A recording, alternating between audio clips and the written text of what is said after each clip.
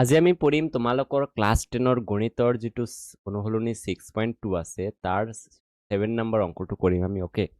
তো 7 নম্বৰ কোৱেশ্চনটোত কি কৈছে উপপাদ্য 6.1ৰ সহায়ত প্ৰমাণ কৰা যে এটা ত্ৰিভুজৰ এটা বাহুৰ মধ্যবিন্দুৰে যোৱাকৈ টনা ৰেখাডাল যদি আন এটা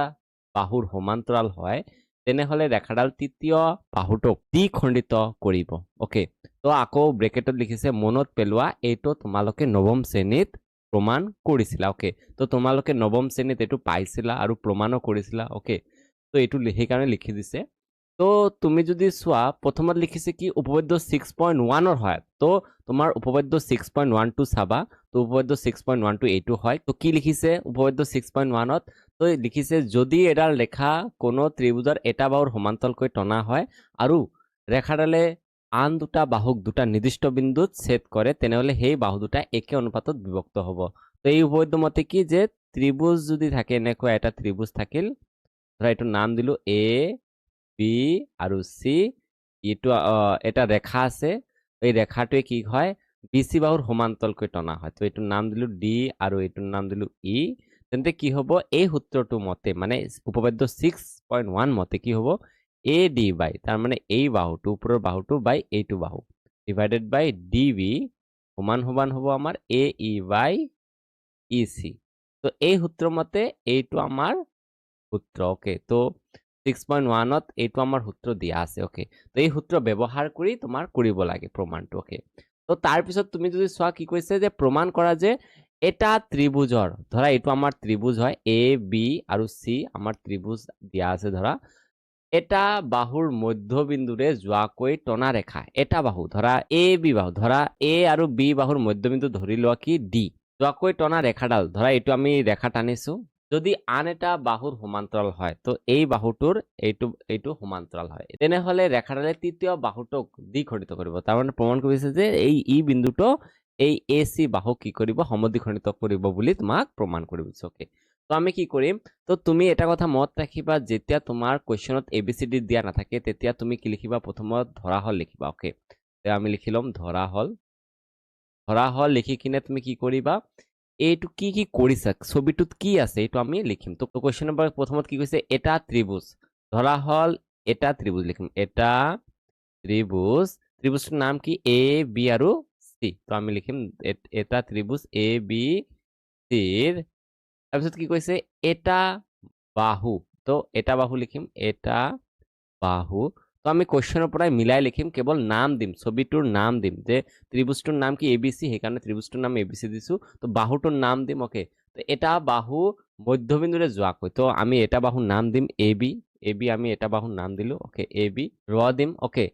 দিম তাৰপিছত কি কৈছে মধ্যবিন্দু তো আমি লিখি দিওঁ মধ্যবিন্দু বাহুৰ মধ্যবিন্দু আমি মধ্যবিন্দুটো লিখিম কি ডি মধ্যবিন্দু ৰে দিম ওকে মধ্যবিন্দুৰে যোৱাকৈ টনা ৰেখা ওকে ডি বিন্দুৰে যোৱা টনা ৰেখাটোৰ নাম ডি ই ৰেখা আমি কি লিখিম ডি ই লিখি দিলো ওকে তো তাৰপিছত কি কৈছে যদি আন এটা বাহুৰ সমান্তৰাল হয় বি চি বাহুৰ সমান্তৰাল এই ডি ই টো বি চিৰ কি হয় সমান্তৰাল হয় তেনেহলে ৰেখাডাল তৃতীয় বাহুটোক দ্বিখণ্ডিত কৰিব বুলি এইটো আমাৰ প্ৰমাণ কৰিব লাগে আমাৰ ইয়াতে লিখিম এতেকে প্ৰমাণ কৰিব লাগে যে প্ৰমাণ কৰিব লাগে যে ডি ই ৰেখাই এ চিক দ্বিখণ্ডিত কৰে দ্বিখণ্ডিত কৰিব এইটো আমাৰ প্ৰমাণ কৰিব লাগে অৰ্থাৎ আমি লিখি দিম অৰ্থাৎ এ ই সমান সমান ই চি আমাৰ প্ৰমাণ কৰিব লাগে এ ই সমান সমান ই চি আমাৰ কি কৰিব লাগিব প্ৰমাণ কৰিব লাগিব ওকে এইটো মনত ৰাখিবা তো এতিয়া আমি প্ৰমাণ কৰিম ওকে প্ৰমাণ প্ৰথমত আমাৰ কোৱেশ্চনত কৈছে যে এ বিৰ মধ্যবিন্দু আমাৰ কি হয় ডি হয় তো আমি এইটো লিখিম যিহেতু এ বিৰ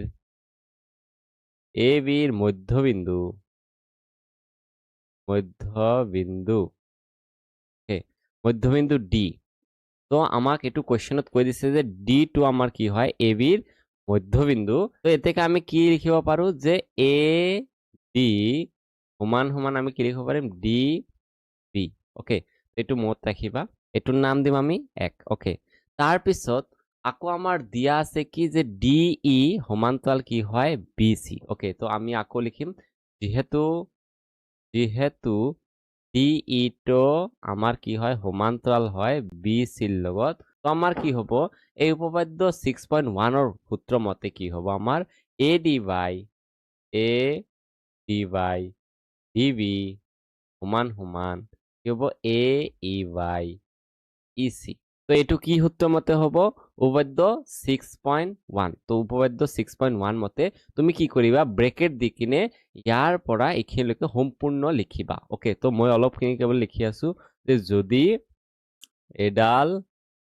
ৰেখা এইখিনি মই লিখিলো ডট ডট ডট ডট দি কিনে মই আৰু লিখি দিম বিভক্ত হ'বলৈকে লিখি দিলো হা বিভক্ত হ'ব তুমি সম্পূৰ্ণ লিখিবা ওকে তো এতিয়া তুমি যদি চোৱা